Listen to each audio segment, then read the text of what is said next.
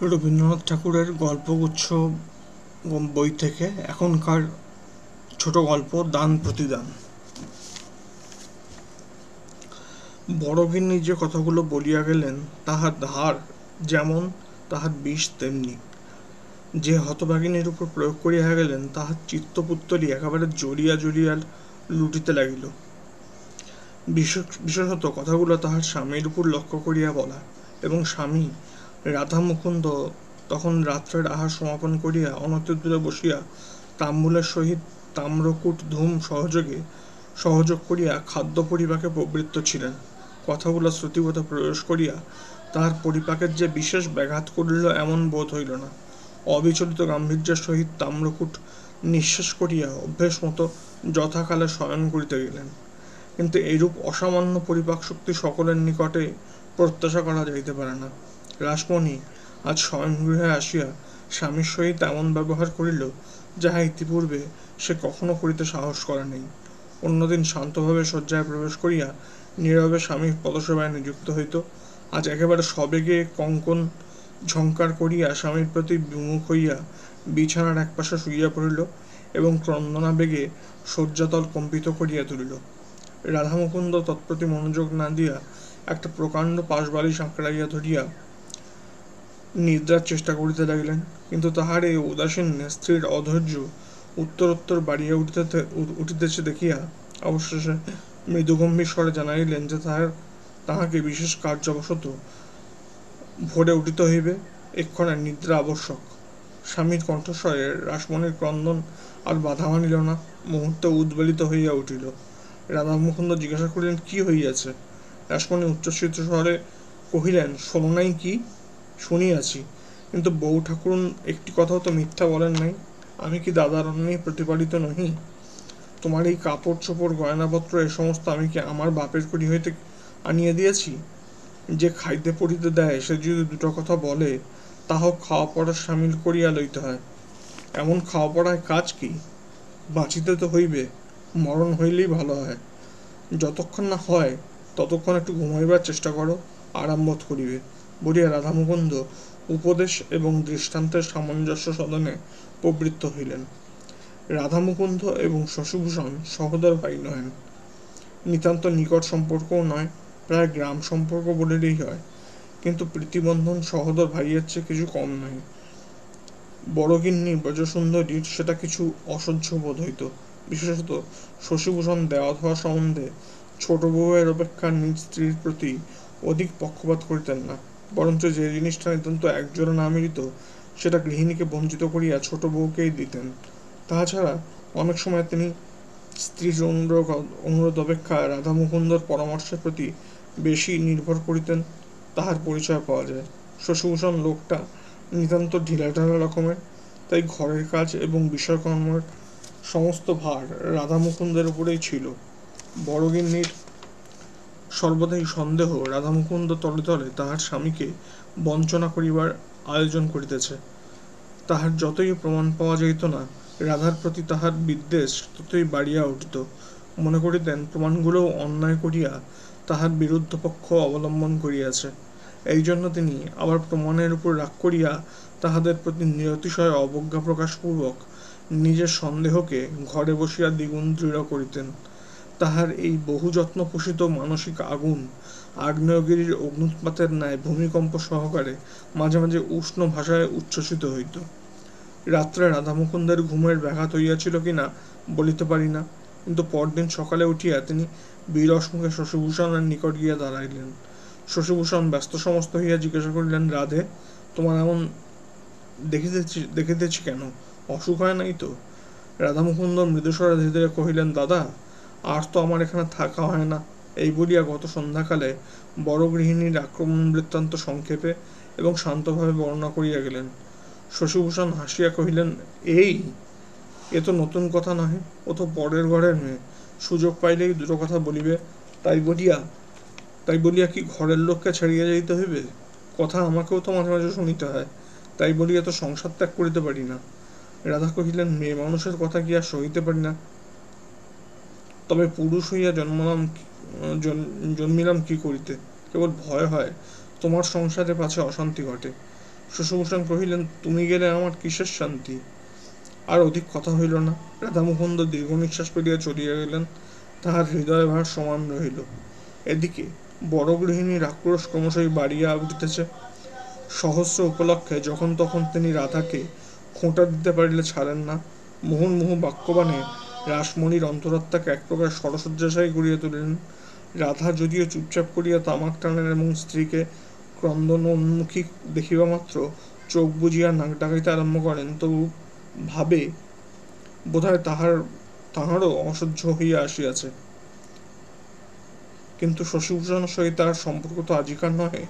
দুই ভাই যখন প্রাতঃকালে পান্তা ভাত খাইয়া তাড়াতাড়ি কক্ষে একসঙ্গে পাঠশালায় যাইত, উভয়ে যখন একসঙ্গে পরামর্শ করিয়া গুরুমহাশয়কে ফাঁকি দিয়া পাঠশালায় হইতে পালাইয়া রাখাল ছেলেদের সঙ্গে মিশিয়া নানাবিধ খেলা ফাঁদিত, এক বিছানায় শুইয়া স্তিমিত আলোকে মাসির নিকট গল্প শুনিত, ঘরের লোককে লুকাইয়া রাত্রে দূর পল্লীতে যাত্রা শুনিতে যাইত এবং প্রাতঃকালে ধরা পড়িয়া অপরাধ এবং শাস্তি উভয়ে সমান ভাগে ভাগ করিয়া লইত, তখন কোথায় ছিল ব্রজসুন্দরী, কোথায় ছিল রাসমণি? জীবনের এতগুলো দিনকে কি একদিনে বিচ্ছিন্ন করিয়া চলিয়া যাওয়া যায়? কিন্তু এই বন্ধন যে স্বার্থপরতার বন্ধন, এই প্রগাঢ় প্রীতি যে পরান্ন প্রত্যাশার সূর্যতুর ছদ্মবেশ, এরূপ সন্দেহ, এরূপ আভাস মাত্র তাহার নিকট বিস্তুল্য বোধ হইত। অতএব আর কিছুদিন এরূপ চলিলে কি হইত বলা যায় না। কিন্তু এমন সময় একটা গুরুতর ঘটনা ঘটিল। যে সময়ের কথা বলিতেছি তখন নির্দিষ্ট দিনে সূর্যাস্তের মধ্যে গভর্নমেন্টের খাজনা শোধ না করিলে জমিদারি সম্পত্তির নিলাম হইয়া যাইত। একদিন খবর আসিল, শশিভূষণের একমাত্র জমিদারি পরগনা ইনাথ শাহী রাঠের খাজনার দায় নিলাম হইয়া গেছে। রাধামুকুন্দ তাহার স্বাভাবিক মৃদু প্রশান্তভাবে কহিলেন, আমারই দোষ। শশিভূষণ কহিলেন, তোমার কিসের দোষ? তুমি তো খাজনা চালান দিয়েছিলে। পথে যদি ডাকাত পড়িয়া লুটিয়া লয় তুমি তাহার কি করতে পারো? দোষ কাহার? এক্ষণে তাহা স্থির করিতে বসিয়া কোনো ফল নাই। এখন সংসার চালাইতে হইবে। শশিভূষণ হঠাৎ যে কোনো কাজকর্মে হাত দিবেন সেরূপ তাহার স্বভাব ও শিক্ষা নয়। তিনি যেন ঘাটের বাঁধা সোপান হইতে পিছলিয়া এক মুহূর্তে ডুব জলে গিয়া পড়িলেন। প্রথমেই তিনি স্ত্রীর গহনা বন্ধক দিতে উদ্যত হইলেন। রাধামুকুন্দ একতলে টাকা সম্মুখে ফেলিয়া তাহাতে বাধা দিলেন। তিনি পূর্বেই নিজ স্ত্রীর গহনা বন্ধক রাখিয়া যথোপযুক্ত অর্থ সংগ্রহ করিয়াছিলেন। সংসারে একটা এই মহৎ পরিবর্তন দেখা গেল। সম্পদকালে গৃহিণী যাহাকে দূর করিবার সহস্র চেষ্টা করিয়াছিলেন, বিপদকালে তাহাকে ব্যাকুলভাবে অবলম্বন করিয়া ধরিলেন। এই সময় দুই ভ্রাতার মধ্যে কাহার উপরে অধিক নির্ভর করা যাইতে পারে তাহা বুঝিয়া লইতে তাহার বিলম্ব হইল না। কখনো যে রাধামুকুন্দের প্রতি তাহার তিলমাত্র বিদ্বেষভাব ছিল, এখন আর তাহা প্রকাশ পায় না। রাধামুকুন্দ পূর্ব হইতেই স্বাধীন উপার্জনের জন্য প্রস্তুত হইয়াছিল। নিকটবর্তী শহরে সে মোক্তারি আরম্ভ করিয়া দিল।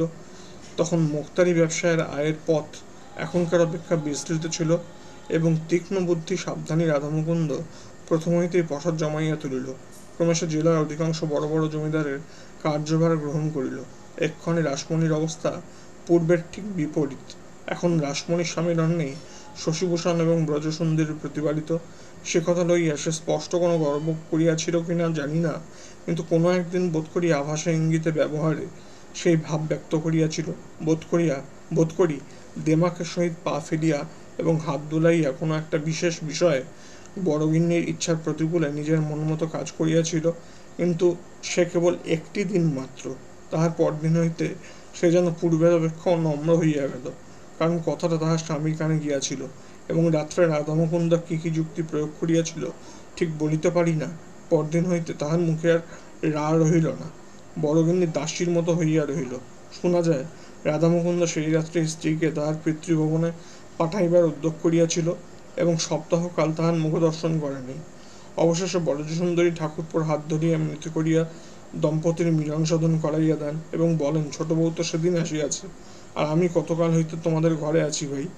তোমাতে আমাদের চিরকাল প্রিয় সম্পর্ক তাহার মর্যাদা ও কি বুঝিতে শিখিয়াছে? ও ছেলে মানুষ, উহাকে মাপ করো। রাধামুকুন্দ সংসার খরচের সমস্ত টাকা ব্রজসুন্দরীর হাতে আনিয়া দিতেন। রাসমণি নিজের আবশ্যক ব্যয় নিয়ম অনুসারে অথবা প্রার্থনা করিয়া ব্রজসুন্দরীর নিকট হইতে পাইতেন। গৃহমধ্যে বড়গিন্নির অবস্থা পূর্বাপেক্ষা ভালো বই মন্দ নহে। কারণ পূর্বেই বলিয়াছি, শশিভূষণ স্নেহবশে এবং নানা বিবেচনায় রাসমণিকে বরঞ্চ অনেক সময় অধিক পক্ষপাত দেখাইতেন। শশিভূষণের মুখে যদিও তাহার সহজ প্রফুল্ল হাস্যের বিরাম ছিল না, কিন্তু গোপন অসুখে তিনি প্রতিদিন কৃশ হইয়া যাইতেছিলেন। আর কেহ তাহা ততটা লক্ষ্য করে নাই। কেবল দাদার মুখ দেখিয়া রাধার চক্ষে নিদ্রা ছিল না। অনেক সময় গভীর রাত্রে রাসমণি জাগ্রত হইয়া দেখিত গভীর দীর্ঘ নিঃশ্বাস ফেলিয়া অশান্তভাবে রাধা এপাশ ওপাশ করিতেছে। রাধা মুকুন্দ অনেক সময় শশিভূষণকে আশ্বাস দিত, তোমার কোনো ভাবনা নেই দাদা, তোমার পৈতৃক বিষয় আমি ফিরাইয়া আনিব, কিছুতেই ছাড়িয়া দিব না। বেশিদিন দেরিও নাই। বাস্তবিক বেশিদিন দেরিও হইল না। শশিভূষণের সম্পত্তি যে ব্যক্তি নিলামে খরিদ করিয়াছিল সে ব্যবসায়ী লোক, জমিদারির কাজে সম্পূর্ণ অনভিজ্ঞ। সম্মানের প্রত্যাশায় কিনিয়াছিল, কিন্তু ঘর হইতে সদর খাজনা দিতে হইত, 1 পয়সা মুনাফা পাইত না। রাধামুকুন্দ বৎসরের মধ্যে 2-1 বার লাঠিয়াল লইয়া লুটপাট করিয়া খাজনা আদায় করিয়া আনিত। প্রজারাও তাহার বাধ্য ছিল। অপেক্ষাকৃত নিম্নজাতীয় ব্যবসাজীবী জমিদারকে তাহার মনে মনে ঘৃণা করিত এবং রাধামুকুন্দের পরামর্শ ও সাহায্যে সর্বপ্রকারেই তাহার বিরুদ্ধাচরণ করিতে লাগিল। অবশেষে সে বেচারা বিস্তর মোকদ্দমা মামলা করিয়া বারবার অকৃতকার্য হইয়া এই ঝঞ্ঝাট হাত হইতে ঝাড়িয়া ফেলিবার জন্য উৎসুক হইয়া উঠিল। সামান্য মূল্যে রাধামুকুন্দ সেই পূর্ব সম্পত্তি পুনর্বার কিনিয়া লইলেন। লেখায় যত অল্পদিন মনে হইল, আসলে ততটা নয়। ইতিমধ্যে প্রায় 10 বৎসর উত্তীর্ণ হইয়া গিয়াছে। 10 বৎসর পূর্বে শশিভূষণ যৌবনের সর্বপ্রান্তে প্রৌঢ় বয়সের আরম্ভভাগে ছিলেন, কিন্তু এই 8-10 বৎসরের মধ্যেই তিনি যেন অন্তর্রুদ্ধ মানসিক উত্তাপের বাষ্পযানে চড়িয়া একেবারে সবেগে বার্ধক্যের মাঝখানে আসিয়া পৌঁছিয়াছেন। পৈতৃক সম্পত্তি যখন ফিরিয়া পাইলেন, তখন কি জানি কেন আর তেমন প্রফুল্ল হইতে পারিলেন না। বহুদিন অব্যবহারে হৃদয়ের বীণাযন্ত্র বোধ করি বিকল হইয়া গিয়াছে। এখন সহস্রবার তার টানিয়া বাঁধিলেও ঢিলা হইয়া নামিয়া যায়। সে সুর আর কিছুতেই বাহির হয় না। গ্রামের লোকেরা বিস্তর আনন্দ প্রকাশ করিল। তাহার একটা ভোজের জন্য শশিভূষণকে গিয়া ধরিল। শশিভূষণ রাধামুকুন্দকে জিজ্ঞাসা করিলেন, কি বলো ভাই? রাধামুকুন্দ বলিলেন, অবশ্য শুভদিন আনন্দ করিতে হইবে বই কি। গ্রামে এমন ভোজ বহুকাল হয় নাই। গ্রামের ছোট বড় সকলেই খাইয়া গেল। ব্রাহ্মণেরা দক্ষিণা এবং দক্ষী কাঙালগণ পয়সা ও কাপড় পাইয়া আশীর্বাদ করিয়া চলিয়া গেল। শীতের আরম্ভে গ্রামে যখন সময়টা খারাপ ছিল, তাহার উপরে শশিভূষণ পরিবেশনাদি বিবিধ কার্যে 3-4 দিন বিস্তর পরিশ্রম এবং অনিয়ম করিয়াছিলেন। তাহার ভগ্ন শরীর আর সহিল না। তিনি একেবারে শয্যাশায়ী হইয়া পড়িলেন। অন্যান্য দুরূহ উপসর্গের সহিত কম্প দিয়া জ্বর আসিল। বৈদ্য মাথা নাড়িয়া কহিল, বড় শক্ত ব্যাধি। রাত্রি 2-3 প্রহরের সময় রোগীর ঘর হইতে সকলকে বাহির করিয়া দিয়া রাধামুকুন্দ কহিলেন, দাদা, তোমার অবর্তমানে বিষয়ের অংশ কাহাকে কিরূপ দিব সেই উপদেশ দিয়া যাও। শশিভূষণ কহিলেন, ভাই, আমার কি আছে যে কাহাকে দিব? রাধামুকুন্দ কহিলেন, সবই তো তোমার। শশিভূষণ উত্তর দিলেন, এককালে আমার ছিল, এখন আমার নহে। রাধামুকুন্দ অনেকক্ষণ চুপ করিয়া রহিল। বসিয়া বসিয়া শয্যার এক অংশের চাদর 2 হাত দিয়া বারবার সমান করিয়া দিতে লাগিল। শশিভূষণের শ্বাসক্রিয়া কষ্টসাধ্য হইয়া উঠিল। রাধামুকুন্দ তখন শয্যাপ্রান্তে উঠিয়া বসিয়া রোগীর পা দুটি ধরিয়া কহিল, দাদা, আমি যে মহাপাতকের কাজ করিয়াছি তা তোমাকে বলি, আর তো সময় নেই। শশিভূষণ কোনো উত্তর করিলেন না। রাধামুকুন্দ বলিয়া গেলেন, সেই স্বাভাবিক শান্ত ভাব এবং ধীরে ধীরে কথা, কেবল মাঝে মাঝে এক একটা দীর্ঘ নিঃশ্বাস উঠতে লাগিল।